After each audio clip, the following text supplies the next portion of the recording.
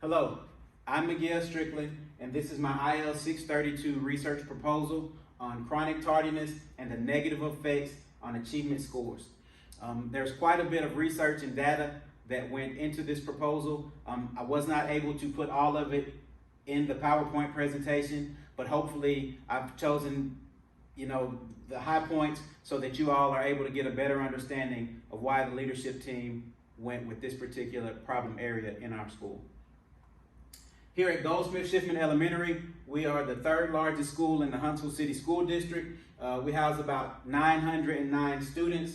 Our male to female ratio is very close to 50%. Our student population numbers are 87% white, 6% black, and 5% Asian Pacific Islander.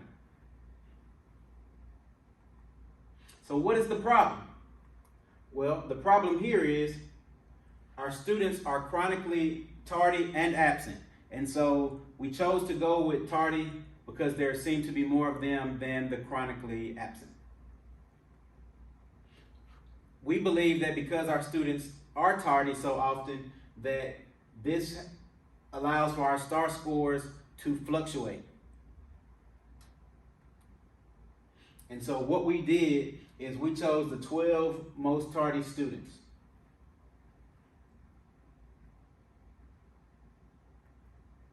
So the purpose of the research proposal.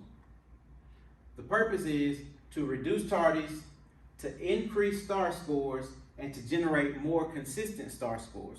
And of course, once again, that ties into students arriving to school on time, because the students who are chronically tardy tend to miss the early parts of new topic introductions, and they, whether that be in math or reading.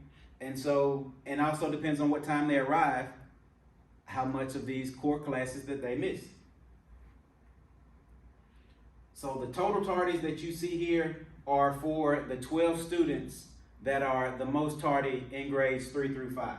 So third grade is leading the way with 207 tardies.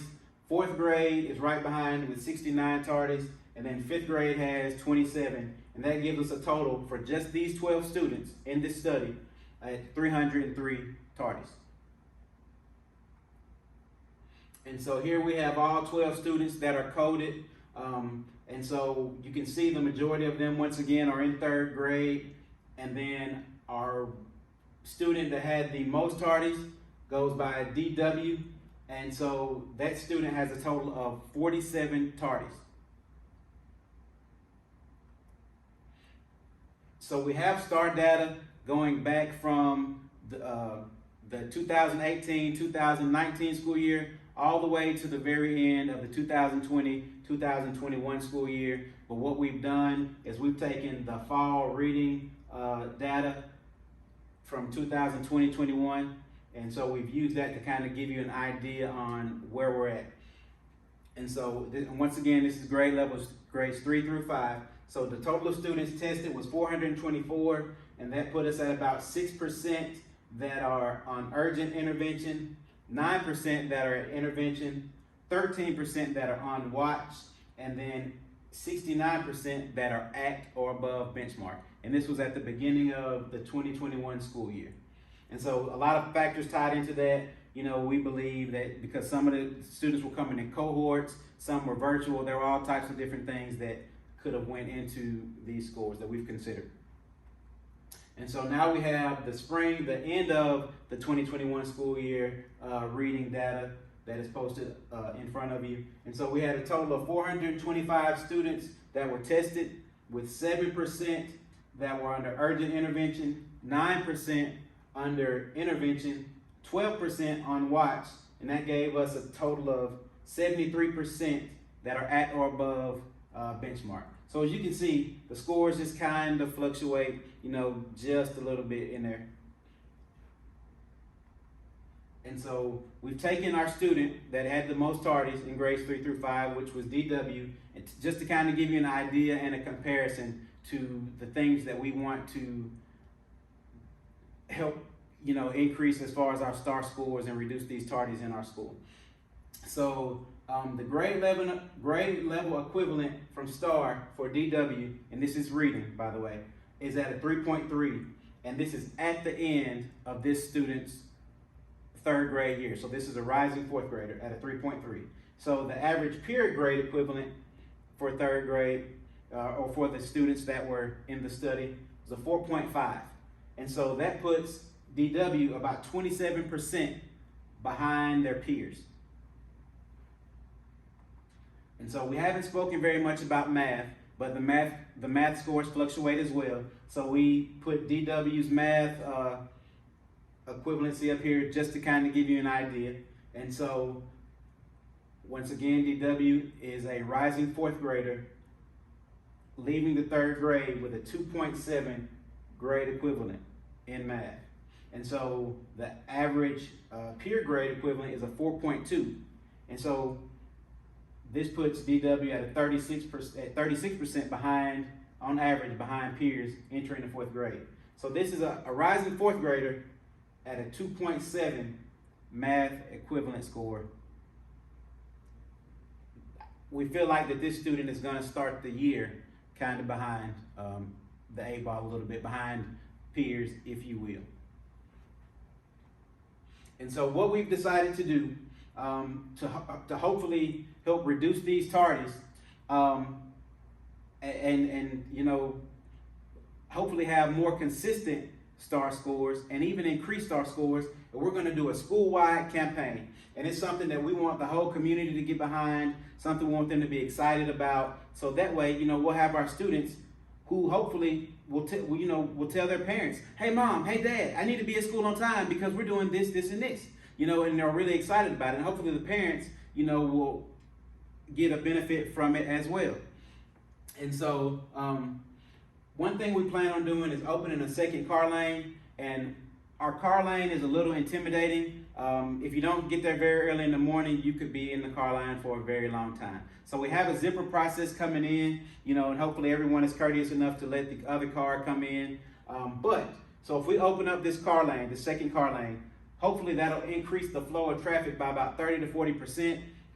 Now it will take more teachers doing morning and afternoon duty, or especially morning duty. And so this we've discussed hopefully having some parent volunteers, doing a sign up genius to have parents come in and help as well, because students will be getting out of two different cars in different lanes, and we'll have to have someone hold the traffic so the students can walk across safely. So, but we are really excited about opening up that car lane. The community is pretty excited about it as well. We want to do monthly school celebrations, and so hopefully that ties into, you know, everybody all in, and just doing something really big for the entire school, whether it be you know, popcorn, just something to kind of celebrate our students being here on time and hopefully increasing these STAR scores. Class parties. So what we're looking at is our students who possibly, you know, like if they're here on time and then the most consistent class, and we'd like to do it probably thinking, you know, twice in the 9 weeks, maybe when progress reports come out, and then at the end of the 9 weeks. But the class with the least amount of tardies get some kind of celebration, some kind, whether it be popcorn, whether it be a movie, whether it be pizza, kind of whatever, popsicles, whatever the students want. You know, we want to be able to incorporate them because they're important stakeholders in this process. So we want to be able to accommodate them and give them something that they want, something that they look forward to. And then student surprise drawings. We'll just say students with, right now, we're between maybe 1 to 2 or 0 tardies. We haven't decided on anything just concrete just yet, but entering those students' names on a piece of paper in a big tub or a big hat, and then having someone, the office people, pull like 10 students' names, because we have about 1,000 students. So pulling 10 students' names, and you know, we'd like to do this probably every 2 weeks. That way the students are behind it. They don't feel like they're going a really, really long time without having an opportunity to be rewarded for them arriving to campus on time. And then also, we want parent incentives in there to hopefully motivate and help push our parents to get their students here on time. So we're looking to maybe partner with Publix and get like some grocery certificates. Maybe you could do $10, $20 off of your total, possibly 10 or 20% off your total of groceries, which would be a benefit for families. And so, you know, maybe free Starbucks, free coffee from somewhere that is local. You know, snack cards, maybe Dunkin' Donuts. We could do coffee and a donut from Dunkin' Donuts. Maybe a $5 McDonald's card. Something to get people, give them incentive and kind of get them motivated to also make sure that they get their students to campus on time, because it benefits the entire community if everyone is here and our testing scores come up. And then also something along the lines of maybe offer a free massage drawing or free massage card, of course, by a certified massage parlor, or facial cards. You know, people are really into skin exfoliating, different things. We want to be able to offer our families and our parents something, you know, for helping us make this school great. And like I said, once again, increasing and kind of stabilizing our star scores from our students' arrival times. And so lastly, I have my reference pages, and I won't read all those to you.